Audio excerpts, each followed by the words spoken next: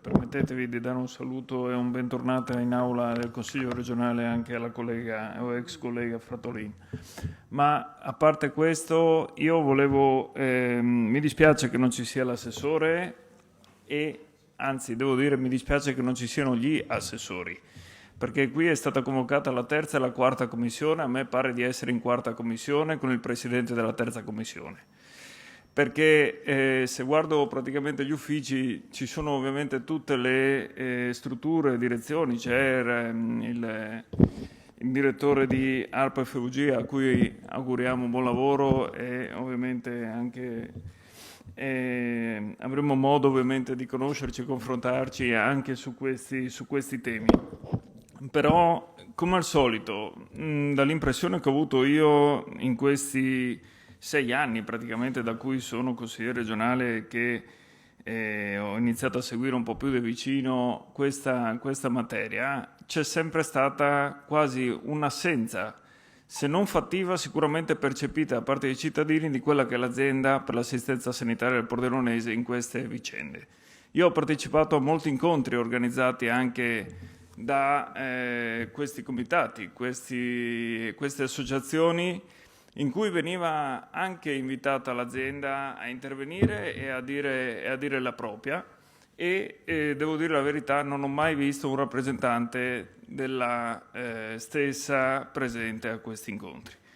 Ho visto una volta anche il dottor Sturzi partecipare, ma mai nessuno dell'azienda. Allora io su questo volevo porre l'attenzione perché oggi mi pare che siamo più o meno nella stessa situazione.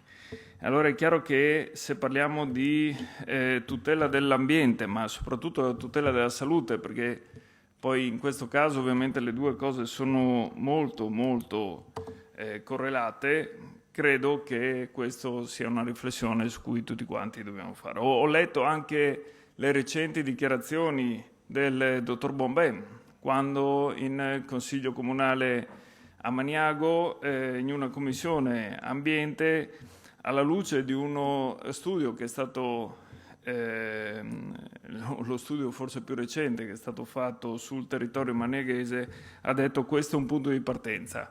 Io credo che le persone, come vi hanno spiegato qui, è dal 2011 che si attendevano un punto di partenza dalle istituzioni, non dal 2019, meglio tardi che mai. Benissimo lo studio epidemiologico annunciato per ora e neanche oggi, ma in una seduta di Consiglio regionale dall'assessore Scocimarro. Comunque, ripeto, meglio tardi che mai, ma non vorrei che poi sia troppo tardi.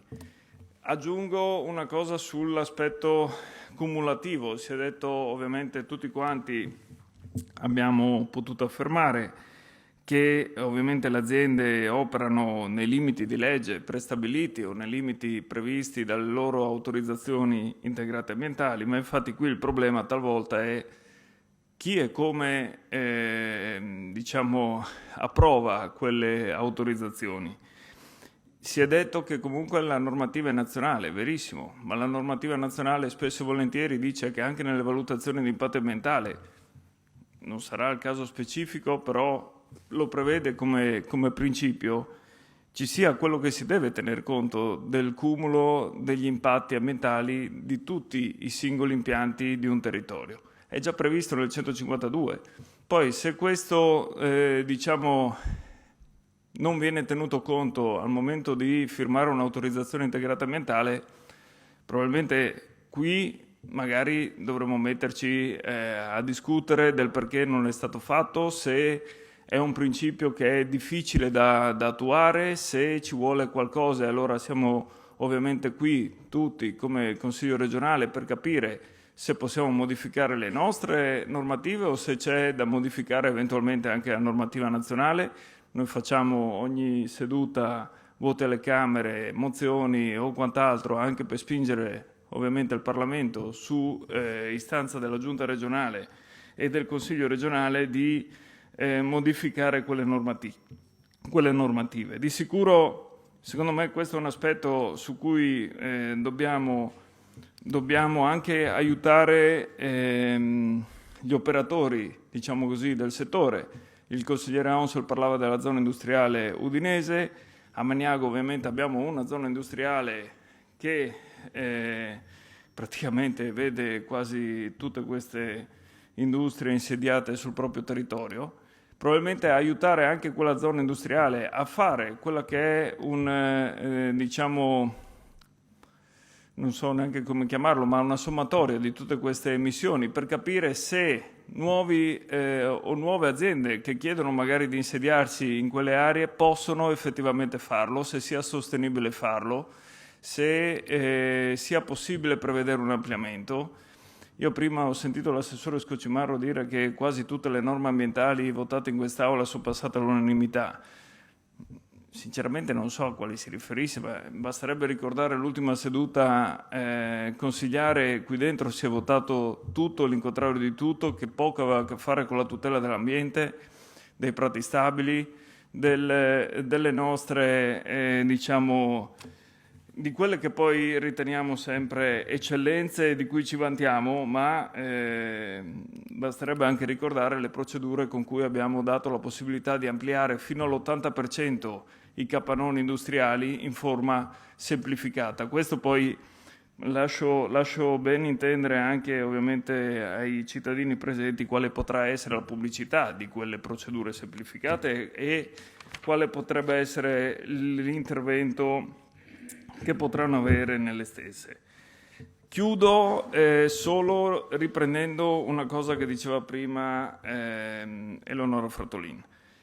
Sempre in quella commissione dell'ambiente si è detto che il rappresentante di ARPA avrebbe lamentato la mancanza di risorse per poter fare tutti gli interventi che sono previsti dalle autorizzazioni integrate ambientali.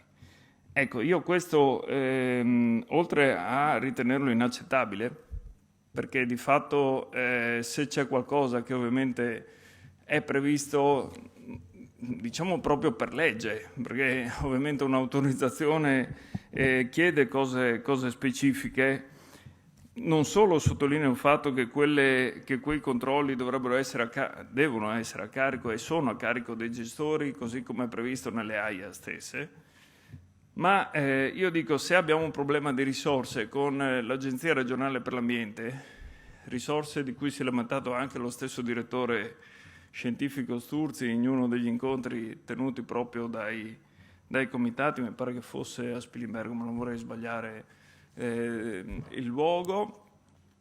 Ecco, io l'avevo già detto all'assessore Scocimarro in occasione dell'approvazione della stabilità 2019, noi quest'anno diamo ad ARPA FUG 850.000 euro in meno rispetto allo stanziamento 2018. In questo assestamento di bilancio non è previsto un euro in più per ARPA FUG.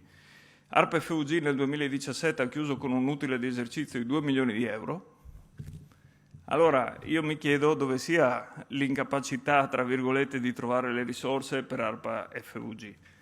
Questo ovviamente è una tematica che, se riguarda problemi di personale, va bene, lo sappiamo tutti come siamo nell'amministrazione pubblica, ma anche qui un focus ci vuole. Chiudo solo con la lettura del comma 18, articolo 4 dell'assestamento di bilancio che noi andremo a votare da qui a un paio di settimane. Le tariffe relative alle ispezioni finalizzate al controllo degli stabilimenti a rischio incidente rilevante sono ridotte del 50%. Questa è la normativa nazionale. Quelle tariffe le prevede il 152. Noi le andiamo a ridurre del 50%. Allora, qui abbiamo cittadini che ci hanno chiesto per 2 ore praticamente controlli, ispezioni, verifiche, tutto quello che può essere ovviamente utile a capire cosa sta succedendo in quel territorio. Noi le tariffe relative alle ispezioni, che ovviamente sono a carico dei gestori, anche questi le riduciamo del 50%. Questa è la risposta, credo, più esemplificativa che l'amministrazione oggi praticamente dà a non solo ovviamente loro, ma a tutti i cittadini della nostra regione. E sinceramente, se questa è la risposta che si voleva dare, probabilmente siamo su un binario completamente diverso, sicuramente dal nostro, ma temo, credo anche dal loro. Grazie.